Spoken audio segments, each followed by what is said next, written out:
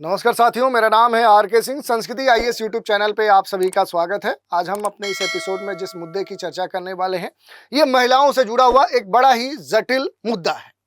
Metabolic जो syndrome है, उसी की हम चर्चा करने वाले हैं और ये इस कारण से चर्चा में है क्योंकि ये अब आम होते जा रहा है। महिलाओं में देखें तो एक बढ़ा सकता है, जो भी गायनोलॉजिकल कैंसर है उसका ये एक बड़ा कारण बनते जा रहा है।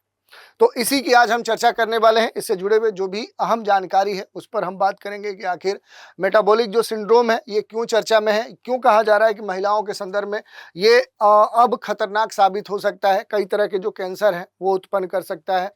तो इसके संदर्भ में कुछ खास रिसर्च हुए हैं जिसमें इससे जुड़ी हुई जो भी बातें हैं वो खुलकर सामने आई हैं।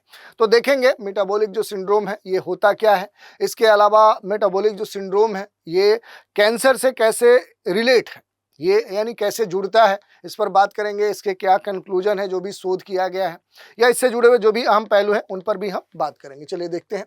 मेटाबॉलिक जो सिंड्रोम है इससे महिलाओं को अब विशेष तौर पे खतरे होने का जो एक चिंता है वो अब सामने आ रहा है, क्योंकि ये कहा जा रहा है कि जो मेटाबॉलिक सिंड्रोम है ये महिलाओं में बढ़ा सकता है, कई तरह के जो कैंसर जैसी जो जटिल समस्या है वो देखने को मिल सकती है।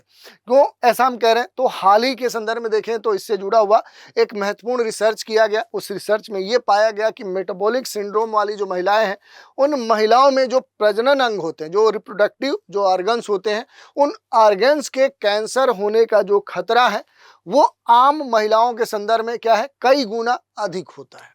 और ये जो रिसर्च है, ये जो स्टडी है, शोध है, ये भारत में की गई थी और इसमें देखें तो खास तौर पे ये कहा गया था कि एंडोमेट्रियल जो ओवरी है, सर्विक्स है या वेजाइना है, ऐसे जो वाल्व कैंसर है वो इसमें शामिल पाए गए। यानी ऐसे महिलाओं से जुड़े हुए जो महत्वपूर्ण ऑर्गन्स हैं वहाँ पर कैंसर होने की संभावना सबसे अधिक देखी गई।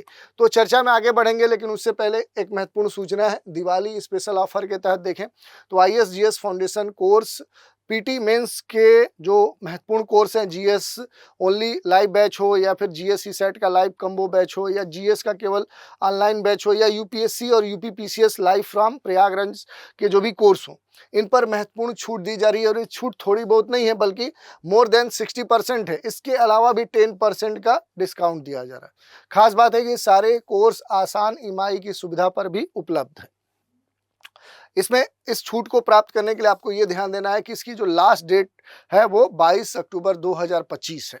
और भी कोई जानकारी चाहते हैं तो नीचे दिए गए जो नंबर है 9555-124-124 पे कॉल करके जानकारी प्राप्त कर सकते हैं, या संस्कृति आईएएस की जो वेबसाइट है यहाँ विजिट करके संबंधित जानकारी प्राप्त कर सकते हैं। अब थोड़ा सा देख लेते हैं जो मेटाबॉलिक जो सिंड्रोम है आखिर ये होता क्या है। तो देखिए, मेटाबॉलिक जो सिंड्रोम है ये आपकी हेल्थ से जुड़ी हुई जो भी समस्याएं हैं उनका एक समूह माना जाता है, एक ग्रुप माना जाता है, जो भी आपके हेल्थ जो शरीर है, आपकी जो सेहत है उससे जुड़ी हुई जो भी समस्याएं हैं, जैसे हार्ट अटैक की बात की जाती है, हृदय जो घात की बात कही जाती है, स्ट्रोक की बात की जाती है, टाइप 2 जो डायबिटीज़ है उसकी बात की जाती है इसमें।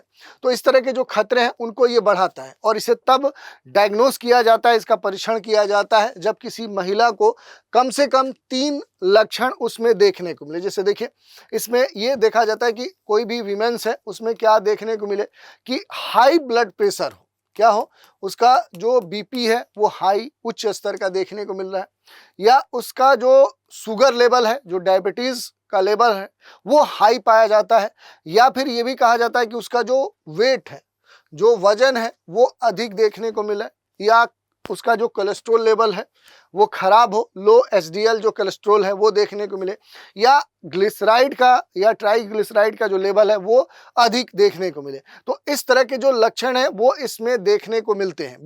जो भी विशेषज्ञ हैं उनका ये कहना है कि मेटाबॉलिक जो सिंड्रोम है इससे जुड़े हुए कैंसर का जो खतरा है ये खास तौर पे यंग एज में सबसे अधिक देखने को मिलता है, यानी कम आयु, यानी कि जो यंग एज वाले जो महिलाएं हैं उसमें खास तौर पे देखने को मिलता है, और उन महिलाओं में जिसमें पॉलीसिस्टिक जो ओवरी सिंड्रोम है वो स्थिति है तो और वो सामान्य हो जाता है।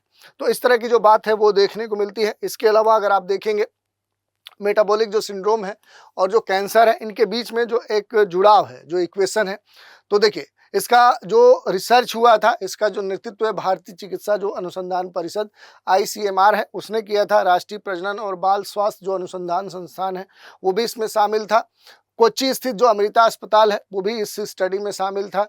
MS रमैया जो यूनिवर्सिटी ऑफ जो अप्लाइड साइंसेज है वो भी इस शोध में शामिल थे। रिसर्च भारत, अमेरिका, चीन, UK और दक्षिण कोरिया की 25 जो रिसर्च के मेटा विश्लेषण है उन पर ये पूरा शोध आधारित है। और इसमें जो महत्वपूर्ण निष्कर्ष निकाला गया है, ये कहा गया है कि एंडोमेट्रियल जो कैंसर है उसका जो खतरा है वो लगभग क्या हो जाता है, डबल हो जाता है। तो एंडोमेट्रियल कैंसर के बारे में खास तौर पे एक तरह से चिंता व्यक्त की गई है।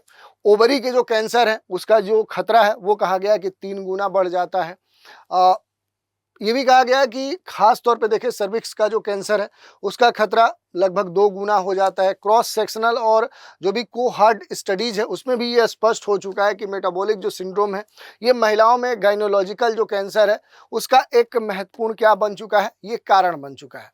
तो इसमें एक बात क्लियर हो जाती है कि कैंसर का खतरा आखिर क्यों बढ़ता है। तो देखिए जो भी रिसर्च इसमें आई उसमें ये कहा गया कि जो मेटाबॉलिक सिंड्रोम है इस सिंड्रोम के कारण शरीर में क्या करता है कि ये ऐसी स्थिति बनाता है जो कैंसर को बढ़ावा देता है। जैसे इंसुलिन जो रेजिस्टेंस है, जो हाई इंसुलिन का लेवल है वो क्या करता है, एक हार्मोनल इम्बैलेंस की स्थिति उत्पन्न कर देता है। हार्मोन के स्तर पे देखें तो असंतुलन उत्पन्न करता है। मोटापा, जो भी रिप्रोडक्टिव ऑर्गन्स हैं वहाँ पर क्या होता है कि फैट जमा होने लगता है, उनकी जो परतें हैं वो मोटी होने लगती हैं। क्रॉनिक जो इन्फ्लेमेशन है वो देखने को मिलता है। जो कोशिकाएं होती है, जो सेल्स होती हैं उनकी जो स्थिति है वो प्रभावित होती है, यानी वो हेल्दी नहीं होती, अनहेल्दी होने लगती हैं। रिजल्ट क्या होता है कि जो भी रिप्रोडक्टिव जो ऑर्गन्स हैं उनमें कैंसर होने का जो जोखिम है, जो संभावना है वो बढ़ जाता है। और भारत और विश्व के संदर्भ में देखेंगे जो आंकड़े हैं WHO या फिर IARC की जो ग्लोबो कैन 2022 की रिपोर्ट है, इसके अनुसार दुनिया भर में लगभग 1.47 मिलियन गाइनोलॉजिकल कैंसर के केस दर्ज किए गए हैं। भारत की बात करें तो भारत में सर्वाधिक पाए जाने वाले कैंसर में सर्विक्स कैंसर है। इसकी जो संख्या है वो 2022 के आंकड़े के आधार पर आप देख सकते हैं 1,27,000 केस भारत में दर्ज किए गए हैं। ओवरी कैंसर के जो मामले हैं उसमें अगर देखेंगे तो इस वर्ष लगभग 80,000 जो महिलाएं हैं उनकी जो मौत हुई है वो ओवरी के कैंसर से हुई है। तो कितनी महिलाएं इससे पीड़ित हैं उनकी गिनती ही नहीं की जा सकती। और इसका जो ट्रेंड है, इसकी जो संभावना है देश में लगातार बढ़ती जा रही है और इसका ग्राफ भी बढ़ते जा रहा है। तो ये एक चिंताजनक स्थिति उत्पन्न हुई है। मेटाबॉलिक जो सिंड्रोम है ये महिला और पुरुषों के लिए देखें तो मेटाबॉलिक जो सिंड्रोम है इसके जो मुख्य कारण है कि किसी भी व्यक्ति में नीचे दिए गए 3 या 3 से अधिक जो लक्षण है अगर वो पाए जाते हैं तो मानिए कि मेटाबॉलिक सिंड्रोम उसके अंदर देखने को मिल सकता है। जैसे पेट की जो चर्बी है, एब्डोमिनल जो ओबेसिटी है, जैसे पुरुषों में जो कमर है अगर वो 40 इंच यानी 102 सेंटीमीटर से अधिक है, महिलाओं में ये 35 इंच है यानी 88 सेंटीमीटर है तो फिर संभावना है।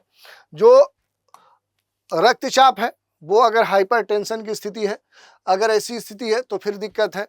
जो ब्लड शुगर का लेवल है उच्च, अगर रक्त शर्करा है वो 100 मिलीग्राम पर डेसीलीटर से अगर अधिक हो रहा है तो फिर दिक्कत है। हाई जो ट्राइग्लिसराइड है उसकी अगर स्थिति 150 मिलीग्राम पर डेसीलीटर से अधिक है तो फिर दिक्कत है। या कम जो HDL है, जो कोलेस्ट्रॉल की बात कही जा रही है, लो जो HDL कोलेस्ट्रॉल है पुरुषों में ये क्या होना चाहिए, ये अगर 40 मिलीग्राम पर डेसीलीटर से कम है या महिलाओं में 50 है तो फिर ये दिक्कत हो सकती है। और इसके कारण की बात करें कि जो भी मेटाबॉलिक सिंड्रोम है उसके कारण क्या है तो देखिए इंसुलिन के रेजिस्टेंस की बात करें तो इंसुलिन का प्रभाव कम होना, जिससे क्या होता है ब्लड शुगर का लेवल बढ़ जाता है। मोटापा के कारण क्या होगा कि विशेष रूप से पेट के आसपास आपकी जो फैट है, जो चर्बी है अतिरिक्त, वो जम जाती है।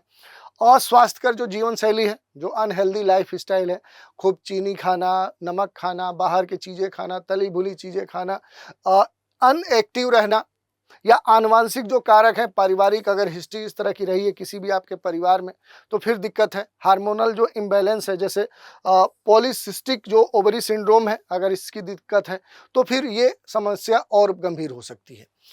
यहाँ पर एक और बात है कि मेटाबॉलिक जो सिंड्रोम है इससे क्या दिक्कतें हो सकती हैं, तो बहुत सारी दिक्कतें होंगी।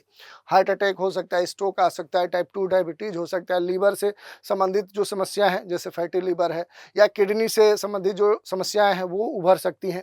कैंसर का खतरा सबसे गंभीर है। अब क्या इसके समाधान के लिए कर सकते हैं, तो देखिए, पहले ब्लड टेस्ट कराइए, ब्लड प्रेशर का चेक कराइए, आपका जो शुगर है वो कितना है, कमर की साइज़ क्या है, और इनके आधार पर एनालिसिस करिए। और फिर क्या करिए, डॉक्टर की सलाह पर क्या करना है कि उसका इलाज या निदान करवाना है। प्रबंधन की बात करें तो जीवन शैली में जो सुधार है वो सबसे अहम है। अगर अपने स्तर पे आप अवेयरनेस होना चाहते हैं, अवेयर होना चाहते हैं, तो क्या करिए, हेल्दी फूड का इस्तेमाल करिए। फल सब्जियाँ, ताज़े जो फल हैं उनका इस्तेमाल करिए, हरी पत्तेदार सब्जियाँ खाइए, कम वसा वाले, कम फैट वाली चीज़ें खाइए, तली भुनी चीज़ें मत खाइए।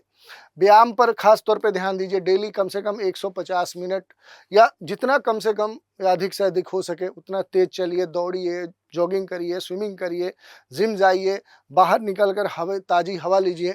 वजन को कंट्रोल करिए, आपका जो भी वेट है उसको कंट्रोल करिए।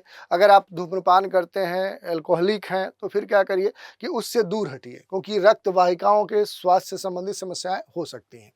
दवाओं की बात करें तो उच्च जो भी रक्तचाप है उसके लिए मेडिसिन डॉक्टर की सलाह से लें। कोलेस्ट्रॉल को नियंत्रित करने के लिए डॉक्टर की सलाह लें। डायबिटीज़ के लिए क्या है कि जो भी डॉक्टर आपको सजेस्ट करे दवा, उसे आप ले सकते हैं।